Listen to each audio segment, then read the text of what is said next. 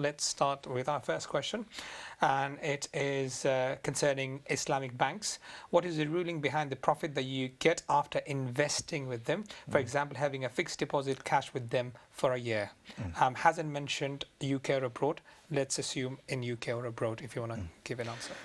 Islamic banks, the products that they have at the moment, there are certain products that if you leave your money with them for a certain amount of time, for a fixed time, for let's say for a year, as you mentioned, then the promise that they make to you is after a year that you are given some munafa, some profit in return, because you've given them that money and now they became the owner of that money and they've invested with that money, and they would give you a certain amount back. That is absolutely fine, because Islamic banks, they're investing with companies, and this is their promise to the customers and the investors and the people who partake in these products that they have, that they will invest with halal companies. So they would avoid investing with companies who sell tobacco, companies who would sell alcohol, and all of those things that Islam clearly prohibits, that which is known as haram mahad, ma haram Allahu fi kitabi, that which has been clearly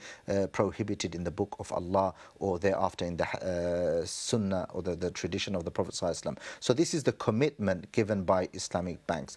But it is my responsibility, a person who invests with Islamic banks, and there are many banks, whether it's here in the UK or in the States or in the Middle East or in the subcontinent or Africa, there are different Islamic banks that work differently. So we have to understand that I sit with the people who are offering these products, they are pushing forward these products, and I clearly understand the products they're selling, and there is no gharar, there is no deception, there is no unclarity in the products. General hukum, I want to say to you in a nutshell, is absolutely permissible, provided the Islamic bank is doing it in light of the Quran and the Sunnah, and the promise that they make, they uphold that promise, and the investment that they are investing in, that is halal itself, and the return will be halal if all of those things are maintained. Wallahu alam.